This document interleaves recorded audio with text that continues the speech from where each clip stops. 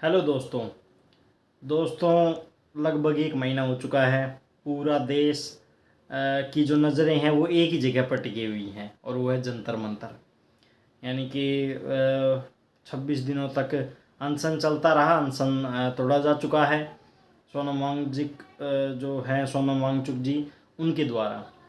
और एक बहुत ही मतलब देश ने ऐसा दृश्य देखे जिसमें जब जंतर मंतर पर एक प्रोटेस्ट जब छात्रों ने किया तो वहाँ पर जो प्रशासन है, दिल्ली पुलिस है, जवान है, उनके द्वारा जो स्टूडेंट हैं उन पर लाठीचार्ज की गई, तोड़ फोड़ हुई, बहुत सारा मतलब हंगामा हुआ और बहुत से छात्र घायल हुए और बहुत सारा मतलब एकदम इस तरीके का माहौल बन गया।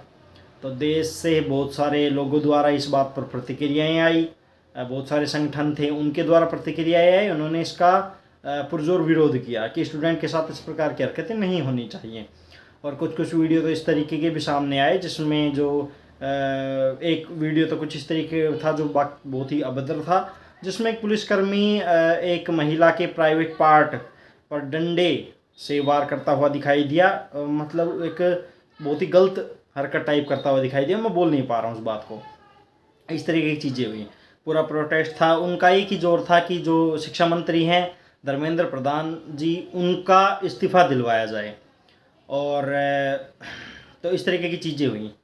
हालांकि अब अनशन ख़त्म हो चुका है।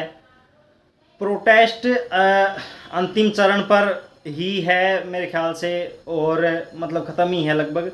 और अब एक नई न्यूज़ निकल के सामने आई है कि धर्मेंद्र प्रधान जो शिक्षा मंत्री हैं उन्होंने अपना इस्तीफ़ा दे दिया है। आज ही अभी मतलब 2:18 पर उन्होंने अपने ट्विटर और एक्स अकाउंट पर एक पोस्ट डाली और जिसपे उन्होंने एक बहुत ही लंबा चौड़ा एक आर्टिकल लिखा जिसमें उन्होंने सभी को संबोधित करते हुए ये बात कही। प्रधानमंत्री जी के नेतृत्व में मैंने जो मेरे को जिम्मेदारी दी गई थी मैंने बखूबी निभाई।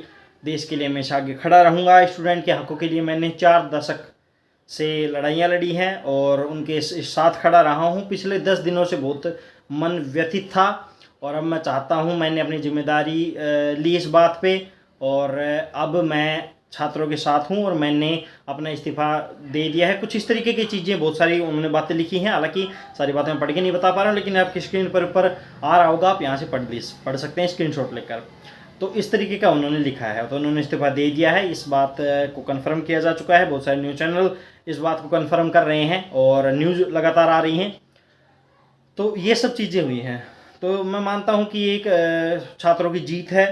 एक जिम्मेदारी वाली बात है। मुख्य बात ये है कि जिम्मेदारी दर्ज हो चुकी है कि देश में कुछ इस तरह की घटनाएं होती हैं तो जिम्मेदारी ली जानी चाहिए और उसके लिए कुछ ना कुछ कदम उठाए जाने चाहिए। ऐसे ही मतलब नहीं कि भाई नीट का लीक हो गया फिर उसको दोबारा करवा दिया। हालांकि दोबारा एग्ज़ाम करवाया गया और उसके अब नतीजे भी सामने आ चुके हैं। तो इस तरीके की चीज़ें हुई, लेकिन जिम्मेदारी तो किसी ना किसी को लेनी पड़ेगी और ऐसे ही कोई भी काम करके लोग निकल नहीं सकते। कुछ इस तरीके की बातें हैं और यही सब बातें जो प्रोटेस्ट करने वाले थे उन्होंने भी यही कहा था। बहुत से न्यूज़ चैनल ने पूछा भी था कि आप इस्तीफ़ा क्यों मांग रहे हैं, इस्तीफ़ा देने से क्या हो जाएगा।